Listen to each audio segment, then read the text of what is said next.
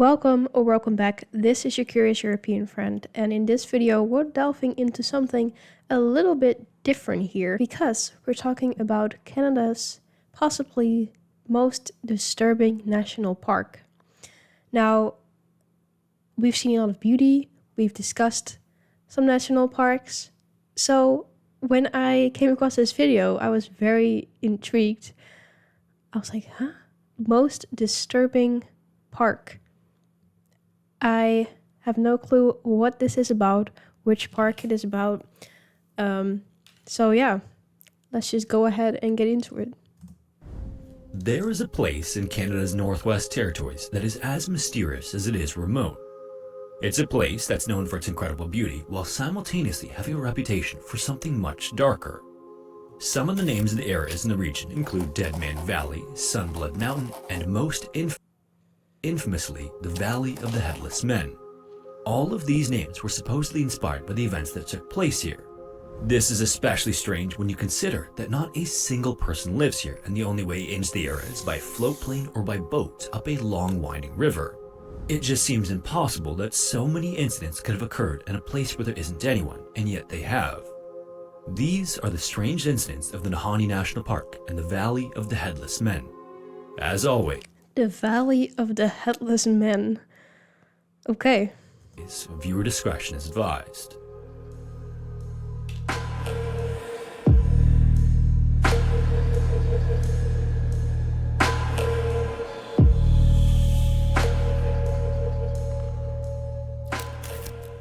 The 19th and early 20th centuries were a time of worldwide gold rushes, causing many men to leave their families behind or uproot them completely and move to where the precious metal could be found. In Canada's Northwest Territories, a region known today as the Nahanni National Park was one of these areas where gold was discovered, but this area was far more remote than the others typically associated with the time period. Even still, the occasional prospector wandered through the region in search of a life-changing find. Like, for example, in the fall of 1904, brothers Frank and Willie Mloud had plans to visit the Nahanni in hopes of striking it rich there.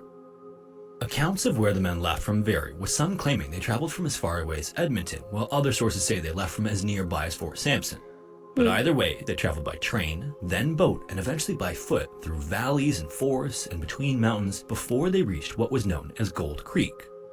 With nothing but a few primitive supplies, traversing the area through a brutal winter may not have been their smartest decision, but they did it anyway, and they were rewarded with exactly what they were looking for when winter was finally over. The brothers didn't need to mine for long before finding gold, and they quickly returned home with it, but they knew there was more to be had, so either later that year or the following year in 1906, they came back to Nahanni. This time, however, they'd leave home and never be heard from again. After at least 2 years of waiting for Frank and Willie to return, a third brother, Charlie, decided it was well past time to search for them. He then gathered a handful of prospectors and they set off northward up the Nahanni River, which is supposedly a river almost unlike any other on Earth. The Nahanni River travels the length of the reserve and in many areas through incredibly deep canyons with sheer rock walls that are up to 3,000 feet high in some areas. In fact, these are so high at some points in the day, the sun doesn't even reach the water. Maybe even more incredibly, the water is also said to be as deep as the cliffs are high. After traveling through this incredible area for about 150 miles, the group stopped one night to make camp. While surveying the area, Charlie noticed a tree in the distance. But, okay, wait, let's take a pause because, so these are not just stories, they're actual accounts of what happened? Or like, yeah, is this proven or are these theories or, yeah, what are they called again?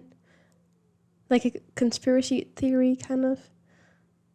But I'm assuming that these things he's talking about, like, actually happened. And families, reported them missing. And that's how they know. Distance that appeared to be burned, and when he closed in on it, he came upon the remnants of a campfire. At the base of this tree, there was a carving that looked like the initials FM and WM, which were the initials of his brothers Frank and Willie. These had to belong to his brothers. There was just no chance someone else with the exact same initials was in such a remote area. Charlie knew then that they were on the right track, and the group kept pushing up the river, discovering more and more campsites along the way. After another 90 miles of trekking through the eerily barren land, one of the prospectors cut his foot and had to remain behind to clean and bandage the wound. After he was done, he set off at a fast pace to catch up to the others. When he finally I would not want to be left alone there. caught back up to the group though, he came with disturbing news. On his journey, he had come across another tree that appeared to have been burned, only this one had 2 skeletons lying beneath it. The search party then immediately turned back and was led by the injured man all the way to the side of the bodies, and what they saw was chilling. Just as the injured man said, there were 2 skeletons lying on the ground next to a burned tree. They could also immediately tell that the bodies had been there for a while because there wasn't an ounce of flesh or clothing remaining due to both having clearly rotted away over the course of years. Even stranger, one of the bodies appeared to have a shattered sternum and the other was lying with an outstretched arm. There was also a gun just in front of the arm, so it looked as though the person may have been reaching for it. Also, judging by the state of the campsite and how the bodies were lying, whatever happened to them happened fast, leaving them very little time to react. That, however, was far from the most notable thing about the scene. Upon arriving at the bodies, it was immediately apparent that both the skeletons were missing their heads. And as clear as it already may have been, in looking around the air for any clues as to who the bodies belonged to, Charlie made a crushing discovery. Nearly buried in the dirt were a wristwatch and a ring that unmistakably belonged to Frank. There was no denying that Charlie had found his brothers. The scene of the campsite was maybe even more confusing and disturbing. There were so many questions about where the skulls were, how the men died, and why the bodies were positioned the way they were. Unfortunately though, the answers to these questions remain a mystery, and in fact, these are not the only strange things that have happened in the Nahanni National Park.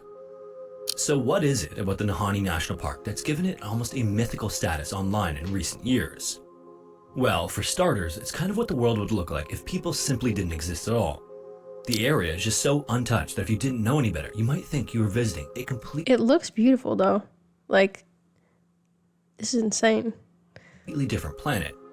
The nearest city is over 300 miles away, and the only way to access the reserve is either by float plane or by boat up the South Nahanni River. As with the rest of the Canadian North, it's also filled with massive rocky mountains, waterfalls, lakes, and the infamous canyon walls measuring in excess of 3,300 feet. The reserve also covers more than 11,000 square miles, or 30,000 square kilometers, which is actually double the size of Northern Ireland. This natural beauty, though, is contrasted with some seriously strange events, and these are reflected by some of the names certain areas have earned in the past 120 plus years. Like, for example, one look at the landscape. It's almost like the land was like, okay. It's like it's using its beauty to hide the horrific things that supposedly have happened there. And you never expect to find map markings like Dead Man Valley, Sunblood Mountain, or Headless Creek, the latter of which is the more recent name for what was once called Gold Creek as a result of the Mloud brothers' deaths. The park is also designated a UNESCO World Heritage Site, which are areas with cultural, historical, or scientific significance that are legally protected internationally, and it was one of the first 4 natural sites in the world to earn this distinction. This is because, in addition to its wide variety of landscapes and wildlife, Nahanni is special because of its importance to Native Americans, particularly the Dene people. Beginning around 10,000 years ago, the Dene settled along the Nahanni River and thrived as hunters, fishers, and trappers. They learned and followed the migratory patterns of the wildlife and seemed to exist as one with nature. Maybe most notably though, the Dene were prolific story weavers, and the lore they created around the reserve is so revered that more than a few areas of the park are completely off limits to visitors. These stories tell of mythical creatures, giants, secret gardens, and spirits that roam the vast landscape. Legend also has it that the hot springs were used by giants to cook food, and the Dene would often leave offerings of tobacco to appease both the giants and the spirits of the springs. And along with this lore, the Dene people are big on superstition. Like, for example, wolves are avoided as game because they believed killing a wolf would be the same as if they were to kill the spirits of their grandmothers. Additionally, firing a rifle at one would ensure that the shooter's gun would never again fire straight. The Dene also believed that their children would die if the men ever returned with an otter or mink, and they had a debilitating fear of the dead. And because of this fear, it was customary to burn down the homes and belongings of the deceased to cleanse the area of spirits. Now, because of the depth of the Dene lore, it can be difficult to separate fact from fiction when it comes to another tribe that was said to inhabit the area long ago. In Dene stories, a tribe called the Naha were a cannibalistic, war-hungry people that would live high in the Nahanni peaks and organize attacks on the Dene by rushing into the lowlands. The Dene were terrified of the Naha, and based on the stories of bloodthirsty wars ambushing the peaceful Dene, it's easy to understand why. But interestingly, oral history is all that remains of the Naha. The Dene people say that one day the Naha just ceased to exist. In other words, they vanished from the area all at once, and this is a theme that continues through the modern day. How can they just vanish though? The second expedition of the Mloud brothers is just one in a series of similar mysterious and unsolved deaths that have taken place in the Nahanni. About a decade after their deaths in 1917, a prospector named Martin Jorgensen entered the Nahanni with similar dreams as the Mloud brothers, and just like them, Martin found exactly what he was looking for. He found some gold that was going to make him rich beyond his wildest imagination, but his dreams would never become a reality. Not long after sending He was also dead. word home of his find, Martin's body was discovered outside a cabin he had built, or what remained of it anyway. Horrifyingly, Martin's body was Wait, he also does not have a head. without his head, and the cabin had been torched and burned to the ground. Several years later, another group of prospectors in the 1920s suffered a similar fate, only this time their bodies were found strapped to a tree and each had been set on fire, and each of the bodies was again headless. Then in 1927, a man known as Yukon Fisher was said to have been evading arrest by hiding out in the Nahanni. Like the others before him, he discovered gold, but not long after, his skeleton was found headless rather close to the site of where the Mloud brothers were found. Then in the 1930s, another man named Phil Powers was discovered dead in the charred remains of his cabin, and while the RCMP officially declared the cause of the fire as a malfunctioning stovepipe, speculation was rampant that something far more ominous was going on. The last time a headless body was discovered in the Nahanni came in 1945 when an Ontario miner was found in a sleeping bag, appearing as if he had no time to react to whatever took his life. Because of all these strange incidents, I don't know why people keep going there. I would not go there if I heard of people, dying and their heads being gone. while the general area where all of these bodies were discovered is called 200 Mile Gorge, its unofficial name is the Valley of the Headless Men. In addition to all these bodies being found, and similar to how the national parks in the United States have earned a reputation for strange disappearances, the Nahanni has several as well. Like for example, in the 1920s, a woman named Annie Lefert joined a hunting party that was heading into the I Nahanni, was just gonna say it's all men. But let's see what this is about. which was definitely not customary for the time. Annie, however, was a proven and experienced hunter, so despite the hesitancy on the part of the men she wanted to join, she was eventually welcomed in. During a hunt one day, however, Annie suddenly and mysteriously disappeared without a trace. The hunting party then turned into a search party, but initially they never found Annie. It wasn't until later that a Dene chief reported seeing a naked woman climbing up a mountainside in the distance on all fours, almost as if she was an animal. This is the last time Annie was ever seen alive or otherwise. But how did they know it was Annie? Could have been anyone, right? I guess they would assume that it was her because it wasn't really customary at the time for like women to be there or be hunters and being there. But yeah, we don't know if it was Annie, right? Years later, in 1929, a man named Angus Hall was also in the Nahanni with other prospectors when he decided to go out ahead of the others. However, after separating from them, he was never seen again. Even more strangely, the two men with him also disappeared soon afterward, and their cabin was eventually discovered after it was mysteriously burned down. Many similar disappearances to these have been reported to the RCMP, and even all the way through to the present day, people still enter the park and simply vanish. As the early 20th So why enter the park? century wore on, things only got stranger and stranger though. When several plane crashes occurred, the area where the aircraft went down earned the nickname Funeral Range, which just so happened to be located along a region of the Nahanni known as Hell's Gate Rapids. Then in 1962, a pilot named Angus Black Mackenzie crashed in the Funeral Range area and survived for at least 42 days before he also vanished, leaving behind only his journal. Another plane that same year crashed in the same area, and the body of one of the passengers was found in the wreckage. The pilot and two other passengers, however, were never seen again. While these mysterious deaths and strange disappearances are already enough to give the Nahanni National Park Reserve its foreboding reputation, the region's known wildlife is mostly predatory, with grizzly bears and timber wolves sitting at the top of the food chain. But there's some anecdotal evidence that even they might have some competition. With how remote it is, this is one of those areas where sightings of various cryptids have been reported. For those who aren't familiar, cryptids are a class of animals or beings that people claim to exist, but there's no supporting evidence to suggest their existence. These sightings include things like Bigfoot or the vicious Amphisbaenidae, which is a dog-bear hybrid that went extinct in the Pliocene period. And because many of the areas within the reserve are actually restricted as off-limits to visitors due to either sensitivity of the ecosystem or the cultural and historical importance to the Dene people, this has led many people to believe there's something more mysterious being hidden. And considering all of this, it's probably not surprising to learn that in the late 19th century, sightings of strange lights and unidentified flying objects in the sky have been reported in the reserve. So the next question is, what's really going on in the Nahanni National Park Reserve? Is it a place for where aliens are hiding something? The truth is anyone's guess, but theories vary wildly. In communities that surround the park, which again are few and far between, many locals chalk these strange disappearances, deaths, and sightings up to coincidence and the unforgiving landscape within the reserve. And there's some credence to this theory. Particularly in the first half of the 20th century, much of the Nahanni was unexplored and unmapped, meaning that many of those who wandered into what is now the reserve had little to nothing to guide them out. And some of these areas are so remote and inhospitable that decades would pass before a full and accurate map of the reserve became available. In addition to the terrain and the many potential dangers it presents, visitors also have to contend with the conditions in the Northwest Territories. The warmer months aren't that much to worry about, but the winters are downright unforgiving for multiple reasons. Obviously, with the reserve sitting in relatively close proximity to the Arctic Circle, the temperatures during the winter months are frigid to say the least. But there's something just beneath the surface of Nahanni that makes for both an eerie and dangerous set of circumstances. Yeah, like I would say that all makes sense, and they could have been coincidences, but then, because like, yes, what he's saying makes sense.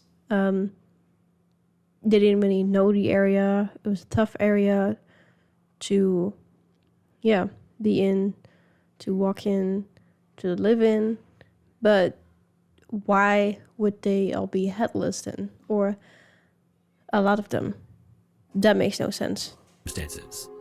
In addition to the mountains, rivers, and valleys, Nahanni also has hot springs, if you recall. And during the winter months, the heat from the water mixes with the Arctic air and covers the region in a thick fog. Visitors who find themselves in the reserve during this time of the year can very easily become disoriented and hopelessly lost. But this alone isn't nearly enough to explain why so many bodies have been found in the region with their heads missing. Yeah.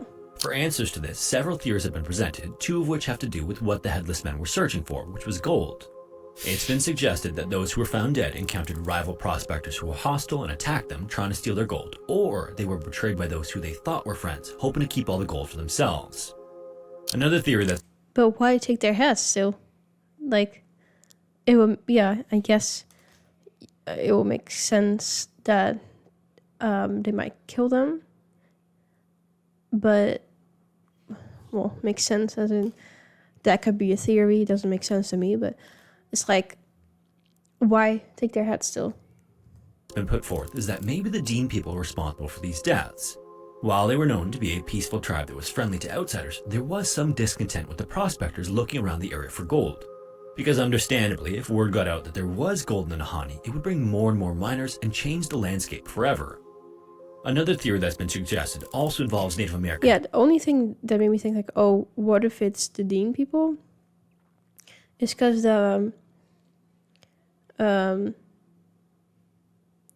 their huts and tents and bungalows, whatever they were staying in, was burned. And they said earlier on in the video that they would burn the homes of the people that had died because of their superstitions. So that was the only thing that I was like, okay, that's a coincidence then.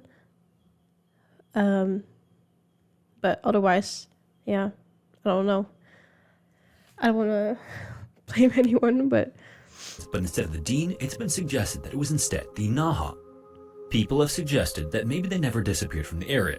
And according to the Dene, the Naha claimed the land as their own and treated outsiders as invaders, which they did not take kindly to. And while again, there's no physical evidence that the Naha ever existed, it does appear that the headless deaths stopped around the same time the Dene claimed the tribe disappeared. The final theory is one that always surfaces in these cases, which suggests cryptids or UFOs, but unfortunately, these are even less substantiated. Officially, RCMP authorities have essentially ruled each of the headless deaths as animal attacks. The only thing that is still up for debate from that perspective is if the animals were the cause of death or they were simply scavengers after the people had already died. Whatever the case, there is actually another explanation that doesn't attempt to explain the deaths, but instead calls into question the validity of the stories. Some have speculated that all the lore behind the Nahanni National Park Reserve might just be an overblown misunderstanding of the events. An article published by the Vancouver Sun in 1947 sought to set the record straight about the reserve. In it, a nephew of the Mloud brothers, who was also named Willie, was interviewed and claimed that when his uncle's bodies were discovered, they were actually found with their heads still attached. There was apparently also a third man with them on the expedition named Robert Weir, and for a while, he was one of the many who were thought to be missing under strange circumstances. But in fact, his body was actually found. And when it was clear that he had died of starvation and not at the hands of some mythical or mystical being. The nephew even eventually journeyed to the Nahanni himself and spoke with several Dene people who seemed to have an answer for it all. He claims that they told him that his uncles ran across a member of their tribe who was known not to be sound of mind, and that the Mloud brothers were killed and eaten by the man. And obviously, as horrifying as that was, if it were true, it's far different than what's been portrayed. This article, however, offers very little outside of secondhand reporting and unsubstantiated claims, leaving in doubt what truly was behind the series of headless bodies in the Valley of the Headless Men. What is known is that there is a massive untouched area in northern Canada where many strange things have happened, or have at least been reported to have happened. Whether these reflect a rate similar to that of the national average, or if there really are an abnormal number of strange disappearances and deaths, is hard to say, but they certainly make for an interesting story. Yeah. Oh. Thought that was the end. To be upfront about these stories, I went into it quite skeptical about the events, at least as they've been previously portrayed. But after going through it, there seems to be quite a few strange incidents that have occurred here, even if they aren't of supernatural origin. There seems to be some combination of remoteness, gold in the area, and local legend that have combined to give it the reputation it has, if the stories are to be believed. Anyway, if you made it this far, thanks so much for watching. If you have a story suggestion, feel free to submit it to the forum found in the description. Yeah. I don't know what to think about. Like, I'm kind of skeptical, but it is weird that there are so many stories and things that happened which overlap with, like those heads being gone. Now, it does seem like some of them might have been misunderstandings, as he was saying, as that article pointed out. So we don't know if the other people that were found without their heads, if those were also just misunderstandings. Like, that would also be kind of weird if it was all misunderstandings of those heads being gone. It's just strange in general, whatever has happened there. And I am really curious, what do you think about this? Do you believe these stories, and what theory makes the most sense to you? I don't really know, because I mean, it could have been animal attacks, but do they just like take heads as well? Like, I don't know. That also seems kind of strange. But like I said, it's just a strange story in general, and but that makes it interesting, and I'm very interested in what you guys have to say about this, so let me know in the comments.